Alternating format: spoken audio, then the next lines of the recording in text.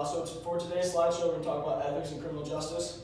We're also going to discuss the problems in ethical development, what ethics is and what ethics is not, and the characteristics that contribute to becoming an ethical officer, and how these traits reflect back to the society and the public, and how the public will then view our police departments. So what ethics is? Ethics is acting with morality, so using your personal judgment to treat the public with respect. This is huge because the public is going to view you and your department how you act. So if you treat them with respect and use moral choices, then they're going to be more likely to trust you. And this all falls back on the oath of honor. The oath of honor is an oath that all law enforcement agencies and police officers are supposed to respect. And this is the fact that officers will respect the public and the laws that make up the community. And by doing these two things, you're going to develop trust in the public, which is huge. So then they're more likely to come to you with situations rather than treat things themselves through things like gang affiliation and stuff like that. So what ethics is not? Ethics is not accepting gratuities, so free meals, free coffee, anything like that, or really any corrupted behavior at all. And the reason this is important is because the public sees everything, whether we realize it or not. And this is how they're going to view the police department, is how you behave. So if you're accepting free meals, they're going to think the entire department is just viewing themselves as above the law. Placing personal desire before the public. Once again, the public's going to see this and they're going to view us as dirty and as people who just simply don't care about us.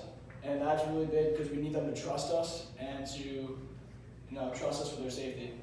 And the third and most important one is reacting to situations with emotions. Oftentimes, police officers deal with stressful individuals and people that are overwhelmed.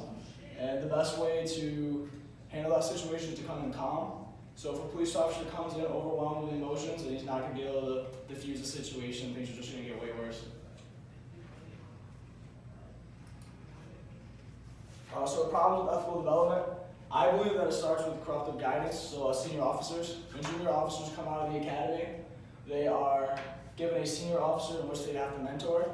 And these senior officers teach them things and the normal way of doing things, which often have corruptive and unethical actions connected to them.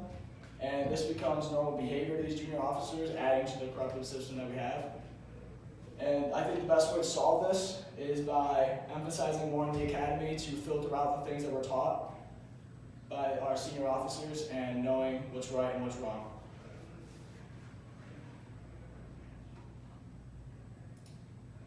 So professionalism. Professionalism correlates with reputation. So if you have a good reputation as a department as being a professional, then they're going to view your entire department as professionals. And this is huge because then the public will trust you and you'll be able to do your job more safely and more efficiently. And we've been struggling with this as a whole in law enforcement. So, especially in Baltimore, there's a lot of corruption going on in Baltimore and a lot of people don't trust the police department. So a professional named Reynolds, he came up with a 4-new principle called New Professionalism. And this has accountability, which is holding officers responsible for their actions. Legitimacy, so behaving properly in the eyes of the public. Innovation, so developing new procedures to situations in order to reduce negative responses from the public. National coherence, so the idea that the new professionalism training and procedures would correlate together to provide a new professionalism reputation to law enforcement. So Reynolds hopes that by establishing these new principles, they'll be able to create a more wide trust for law enforcement, and the new generation coming up of law enforcement will be able to fix the situation that we have in larger cities. And right here's a quote by Reynolds saying that professionalism wins respect for you and your agency, enhancing the likelihood that you'll prevail in a difficult situation. So I like this quote because it talks about how being professional and doing your job right wins you respect, and which is huge in the eyes of the public. If the public respects you, then they're more likely to come to you, and this allows you to gain that trust, and when things get tough or things get a little sticky, people aren't trying to, betray the law enforcement. They want the law enforcement to do their job. They're not trying to intervene or anything like that.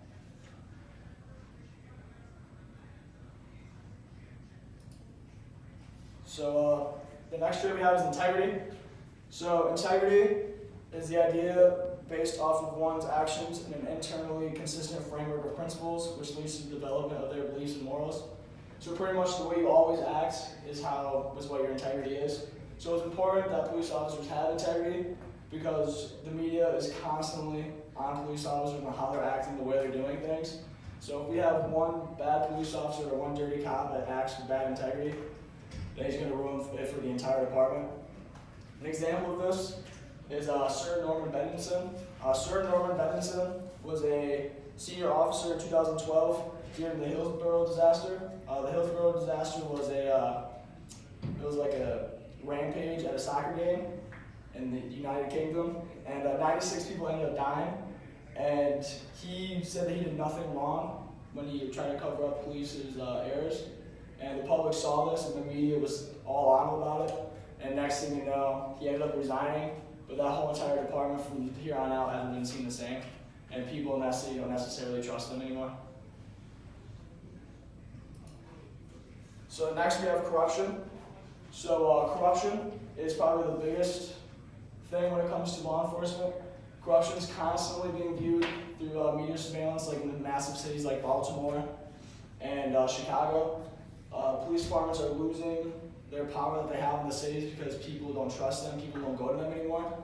So I believe that it's essential that with the extreme levels of media coverage, that an officer avoids corruptive activities because of one dirty cop alters an entire department's reputation, and therefore they won't be able to do their jobs anymore. And the police officers that do want to be ethical, they won't have a shot to prove it. And this is usually the way a corruptive officer is created, again, just through their senior patrol officers. There's not really much that we can do at the level that we're at now, but the next generation coming up, we can kind of tell them to filter things out. And the two theories for corruption are neutralization theory. This is the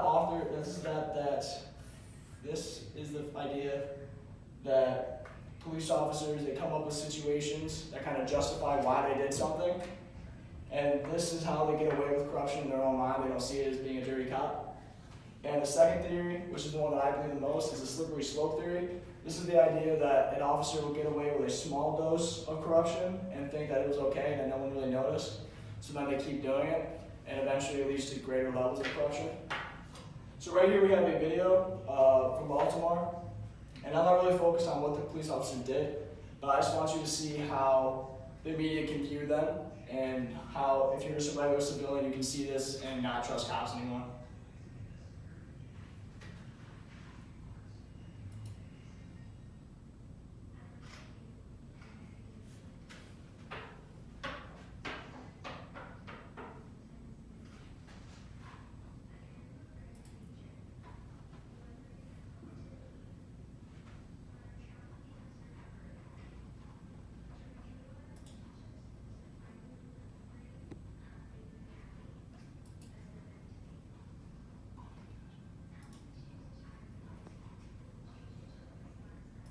Police officers were arrested on federal racketeering charges.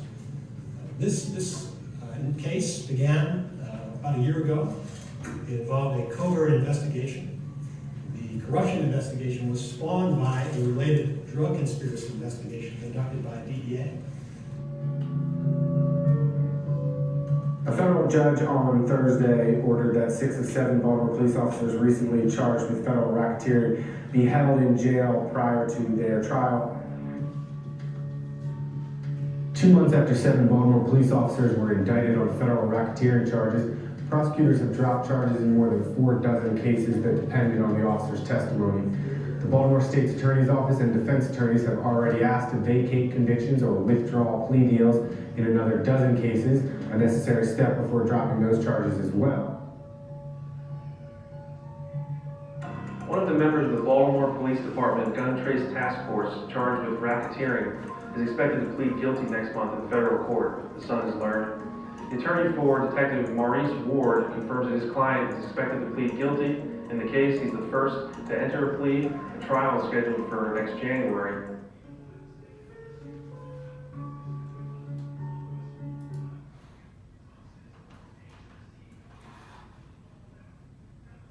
So as you can see,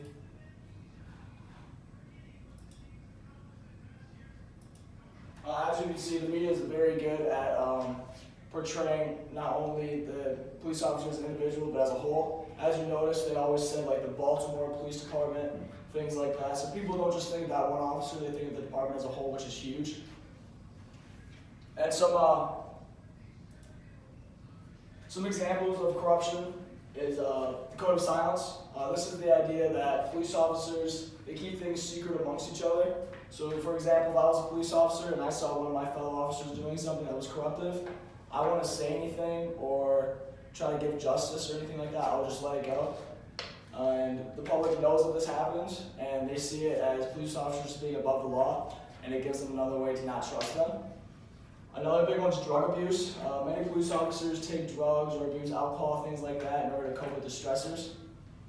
Accepting gratuities, that's another big one. Things like free coffee, free meals, anything like that. And racketeering. So racketeering is pretty much your basic thing like breaking laws, like bribery, gambling, fraud. That was what mostly was going on in Baltimore in the video that you just watched with those 6 police officers.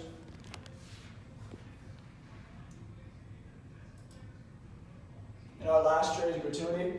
So gratuities is the accepting of a gift or a special treatment for the service that officers have taken the honor to do. So pretty much you're doing your job the way you're supposed to be doing it, and you're getting an extra benefit out of it, which is extremely wrong because officers took an oath. They're doing this job for a reason. They want to protect the community. So taking extra things from that as like a gift is wrong, and the public sees this and they view it as an untrustworthy act. And as I've repeated multiple times, the most important thing for an officer is to have the trust from the public in order to do their job safely and more efficiently. And the short-term effect of taking a gratuity is that, the officers are going to be like, okay, sweet, I got a free meal. But the public's going to see that and they're going to be like, oh, maybe it just happened this one time. But if a police officer is a regular at a diner and he's always getting it for free, and the same people see that every single time, they're going to see it as kind of like an abuse against the diner, and they're going to see that as abusing their power, and they're not going to like it. It's going to be permanently stuck with them in their minds, and they're not going to be able to trust any officers, period. So I believe that it's just important for officers to not accept the gratuities and just do their jobs the way they're supposed to. Is there any questions? No, sir. No, sir.